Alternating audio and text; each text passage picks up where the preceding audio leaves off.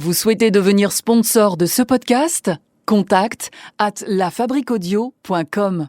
La Fabrique Audio présente La petite histoire. www.lafabriquaudio.com. Salut tout le monde, je suis Florent Mounier et Sébastien Girard est à la réalisation de ce podcast de La Petite Histoire produit par La Fabrique Audio. Retrouvez-nous sur le www.lafabriquaudio.com et sur les réseaux sociaux de La Petite Histoire. Et pour nous aider, comme d'hab, n'hésitez pas à aller donner une note et un commentaire à La Petite Histoire sur iTunes, Apple Podcast et sur toutes les autres plateformes de podcast. Je compte sur vous. Et aujourd'hui, c'est un épisode un petit peu spécial. Je vais vous parler d'une créature légendaire qui punit les enfants pas sages. Non, ce n'est pas le père Fouettard, mais le Krampus que nous allons découvrir aujourd'hui dans La Petite Histoire. Alors, qui est le Krampus ? D'où vient le Krampus ? Est-ce que le Krampus a existé ? Pourquoi est-il aussi célèbre ? D'ailleurs, il a son film. Il y a le film Le Krampus qui était sorti en 2014. Je vais tout vous dire, tout vous expliquer aujourd'hui sur la petite histoire du Krampus. Vous êtes maintenant ici, et quoi qu'il arrive, vous ne pouvez plus reculer. Le Krampus, c'est donc une créature mythique anthropomorphe, c'est-à-dire qu'il peut, sous certains aspects, nous faire penser à une créature humaine. Pour vous le décrire, imaginez bien, fermez les yeux. Le Krampus a des cornes. D'ailleurs, c'est une créature qui est fréquemment décrite comme mi-chèvre, mi-démon. C'est la classe, hein ? Des cornes d'ongles, mais aussi des sabots, une jolie fourrure, et puis une langue fourchue et des dents pointues, évidemment, sinon c'est pas drôle. Le Krampus est donc tout sauf un humain. Alors, où est-ce qu'on voit le Krampus ? Eh bien, on le retrouve souvent dans un certain nombre de folklores européens, comme en Autriche, en Bavière, la Croatie également, la République tchèque, où on peut croiser le Krampus, la Hongrie, l'Italie du Nord, la Slovaquie, la Slovénie. Alors, en fait, le Krampus a exactement le même rôle que le père Fouettard en période de Noël. C'est-à-dire que le Krampus, il a pour mission de punir les enfants qui n'ont pas été sages le reste de l'année. Autrement dit, il permet aux parents qui ont du mal avec l'autorité d'utiliser un personnage pour mettre la pression à leurs enfants. Le Krampus et le père Fouettard ont donc pas mal de points en commun, et notamment, ils partagent cette même passion pour le coup de fouet. Ah, ils aiment bien ça, un petit coup de fouet de temps en temps. Alors, si on compare souvent le Krampus au père Fouettard, on l'associe également à Saint-Nicolas, le Krampus.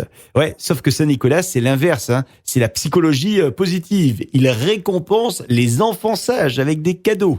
Si on regarde l'arbre généalogique du Krampus, le Krampus serait le fils de Hel, qui est la déesse des morts dans la mythologie nordique. Elle est la fille de Loki et d'Angerboda. Elle est également une déesse guerrière. C'est donc celle qui régnait sur le royaume des morts qui aurait engendré cet être démoniaque. Pour d'autres, le Krampus n'aurait rien à voir avec cette déesse Hel, mais serait plutôt un monstre lié au dieu cornu. Le dieu cornu, qui est une importante divinité vénérée depuis la préhistoire et jusqu'à l'avènement du christianisme par divers peuples, des peuples du nord de l'Europe notamment. Alors pourquoi cornu, me direz-vous ? Eh bien parce qu'on lui attribue souvent l'apparence d'un cerf. Il correspond à l'origine à ce que les ethnologues appellent d'ailleurs le seigneur des animaux. Il s'agit du dieu des cycles de la nature, de la germination et de la déperdition, de la vie et de la mort, des animaux mais aussi des chasseurs. Bref, l'origine du Krampus est donc assez mystérieuse, assez floue et diverse. Alors pourquoi ce nom Krampus ? Eh bien, parce que Krampus signifie griffe en vieil allemand et que notre Krampus ne va pas souvent chez le pédicure et qu'il a donc de belles et longues griffes. Et c'est d'ailleurs avec ces fameuses griffes qu'il entraînerait les enfants les plus turbulents jusque dans le bas monde. Et pour les transporter, eh bien, il se sert d'un sac qu'il porte sur le dos, et dans lequel il enferme les enfants, tout simplement pour ne pas les entendre crier. Voilà, le sac sert en fait à isoler au niveau acoustique. Et pour punir les enfants, en plus du sac, le Krampus utilise également un gros bâton, un bâton avec lequel il tape sur le sac, voilà, pour faire mal aux enfants qui sont dans le sac. Faites attention les enfants, car si vous n'êtes pas sages, le Krampus pourrait venir s'occuper de vous. Il fera nuit, l'air sera pesant, et au loin, vous allez commencer à entendre des bruits de pas lourds. Ces pas vont se rapprocher. Vous allez ensuite entendre de grosses chaînes traînées par terre et des cloches vont s'entrechoquer. Ces cloches que le Krampus porte sur lui. Vous allez donc entendre ces cloches, mais aussi la respiration du Krampus. Une respiration de plus en plus profonde. Il est là, il arrive, le Krampus. Et ça y est, c'est trop tard, vous venez d'être emporté par le Krampus. Alors le Krampus et la peur qu'il a suscité, notamment dans certains pays de l'Europe du Nord, ont disparu pendant plusieurs années. Bah oui, l'Église catholique a longtemps interdit les célébrations qui pouvaient créer la panique.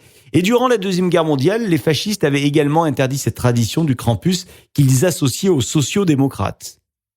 De nos jours, Krampus a fait son grand retour dans le folklore transalpin. Vous pouvez d'ailleurs assister tous les ans à des défilés qui lui rendent hommage en Autriche, en Allemagne et dans d'autres pays de la région. Traditionnellement, les jeunes hommes se déguisent en Krampus durant les 2 premières semaines de décembre et la grosse soirée du Krampus, c'est le 5 décembre, quand le Krampus parcourt les rues en effrayant les femmes et les enfants avec des chaînes et des cloches. Un conseil d'ailleurs, si un jour vous avez envie d'assister à ces célébrations du 5 décembre, soyez sportif, parce que si vous provoquez le Krampus, vous risquez de recevoir quelques coups de fouet. Et pour y échapper, faut courir vite, très vite. Remarquez, le mieux pour ne pas avoir de problème avec le Krampus, c'est de rester sage toute l'année. Parce que le Krampus, lui, il sait tout, il voit tout et surtout, il n'oublie personne. La petite histoire. www.lafabriquaudio.com. Vous souhaitez devenir sponsor de ce podcast ? Contact @lafabriquaudio.com.